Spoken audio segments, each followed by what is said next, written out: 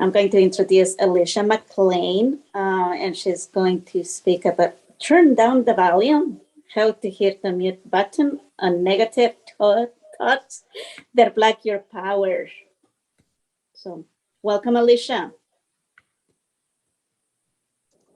Thank you. Thank you. Hi, everybody. Good to see everybody here. Really good to see everybody. And I know I got 10 minutes, so I got to get moving. This is kind of one of those topics that probably take a little bit longer than 10 minutes. I'm going to drop a couple of links here into the chat for y'all to connect, LinkedIn, Twitter, YouTube. Go ahead and drop those into the chat. So let's go ahead and get started. Let's jump on in. So turn down the volume, how to hit the mute button on those negative thoughts that can block your power. Let's just jump on in here. So we got a lot of things we're going to cover in this time here. It is 12:17, and I want to make sure that I am honoring our time box. We're going to talk about what imposter syndrome is, some real life scenarios where this thought pattern can come up.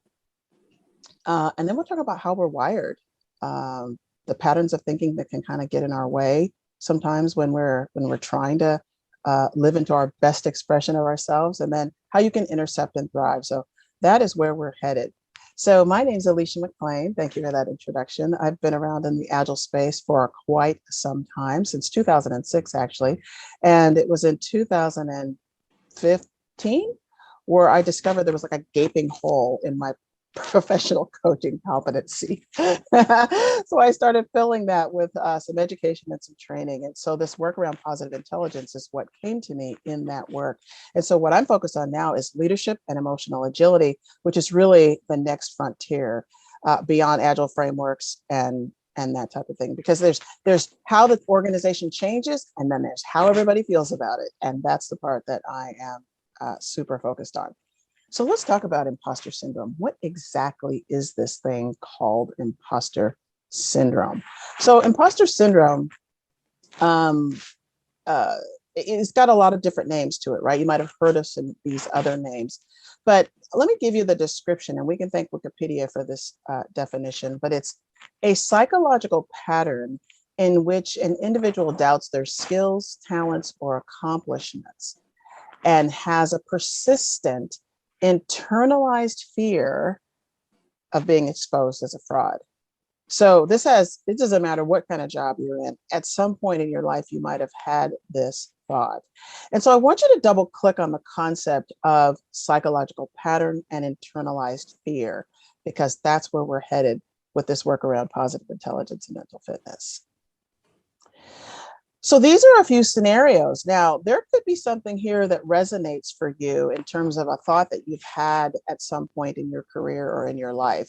And I coach a lot of people across a variety of different platforms and spectrums, all the way from C-level, all the way to people that, are individual contributors. And I've heard all of it, right? I never went to college for this. My degree is in music.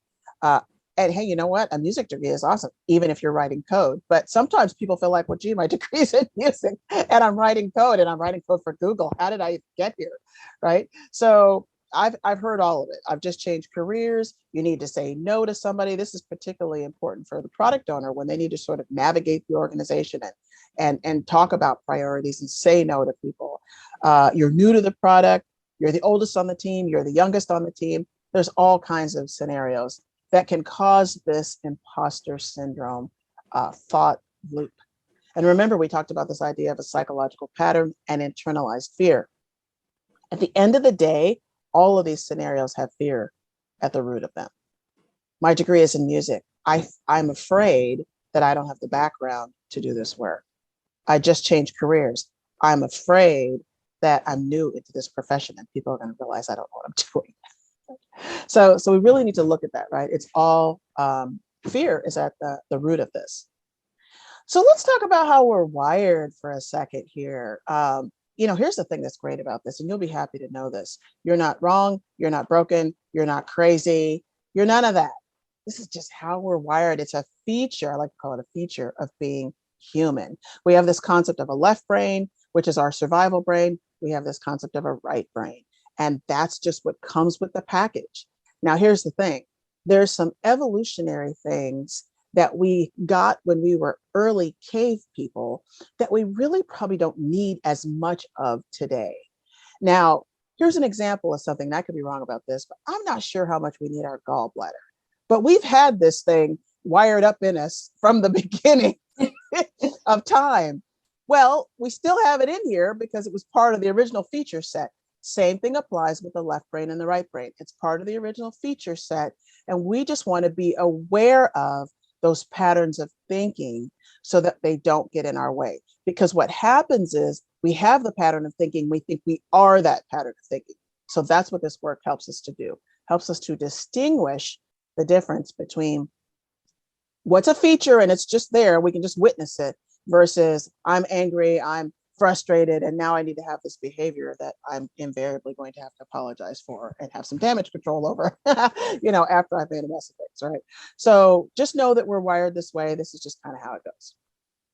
So the thought patterns that impede, you see these graphics here. I like to frame up the left brain and the right brain. So the left side of our brain, again, this is the survival brain. This is where fear kind of can take root. And if you ask yourself the question, what am I afraid of? You can get after that. You can understand what you're afraid of. But the reality is we create our own horror movies on the left-hand side of that brain. And that's why I got that nice little picture there. That looks kind of horrifying with that palm sliding down that glass, isn't it? But that's the kind of stuff we can whip up when we start getting ourselves in a triggered state. And all of it is distortion. It's all distortion. That's the left-hand side of the brain. Now, we need the balance of the left and the right-hand side of the brain. We just don't need so much of the left-hand side of the brain. And on the right-hand side of the brain, that's where our sage powers are. This is our superpowers, our original essence, our original our original being. So if we think about the 10 patterns of thinking that are on I'm going to go back to the left-hand side. If we're going to think about the 10 patterns of thinking that are on the left-hand side of the brain, it starts with the judge. The judge, you might refer to the judge or might be aware of the judge as the inner critic. Now, the judge is not just the inner critic. The judge is the inner critic and then some. So not only does the judge find fault with self, which would be the inner critic, the judge finds fault with others and circumstances. And so this is a big deal because there's a broad scope there for that judge.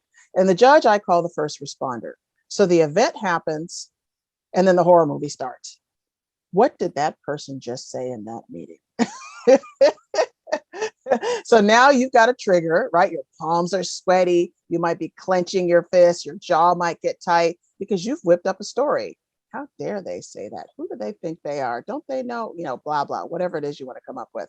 But the judge comes in first, and then depending on the circumstances, the judge might bring in one of their accomplice saboteurs. These are called saboteur patterns of thinking. The avoider, the controller, the hyperachiever, the hyperrational, the hypervigilant, the pleaser, the restless, the stickler, and the victim. Now, some of these might sound familiar to you. And it's not because they sound familiar because you understand this about yourself. You also know that you have some strengths. All of these saboteur patterns are based in your original strength, your original superpower. It's just when it's on overdrive. It's just when you have fear whipped up that they turn into this sort of horror movie concept that we see here on the left. So yeah, left-hand side of the brain, survival side of the brain, that's where the saboteur patterns of thinking come from. Right-hand side of the brain, where our sage powers live. And our sage powers are how we can find ourselves, we can find calm, ease, and flow. So sage powers are this: empathy, explore power, innovate power, navigate power, and activate power. All of these are the ones that can help you to have ease and flow. All right. So how do you intercept? Well, you intercept by knowing your pattern of thinking that's getting in your way. And those lists that I just gave you, you can meet your saboteurs when you take the assessment. So that's the first thing, is to know your saboteurs. Know which patterns of thinking are getting in your way. Oop, I've got 1 minute. And the last thing that you'll want to do to thrive, not only to know your saboteurs, you can go to positiveintelligence.com. You can take that assessment. and you can begin intercepting those thoughts that get in your way. And finally, I'm going to teach you a concept to help you untrigger that triggered brain. I want you to put both palms together. This is called a PQ rep. You're going to put both palms together, and you're just going to rub the palms together just like this, up and down, where you're noticing the temperature, texture, surface of your palm. This helps get out of your head and into your body, get yourself out of a triggered state so that you can access your sage powers and your empathy and your explore and your activate and your navigate. You can't think your way out of that trigger, folks. You have got to get out of your head and into your body. So that's it. We covered a lot in 10 minutes. What is imposter syndrome? What are some real life scenarios? How are we wired? And what are some of those thinking patterns that can get in the way? I invite you to reach out to me, reach out on LinkedIn, and I'd be happy to share any other details with you or point you in the right direction for those resources. So thank you all. It's been my honor to be of service. I hope you get a chance to meet your saboteurs, and it's a great day when you do. Thank you. Thank you so much, Alicia. And I can actually attest, because I have gone to Positive Intelligence and found out my saboteurs. You learn a lot about yourself. So check it out for sure. Yes. Thank you. Yes. Thank you so much, Alicia.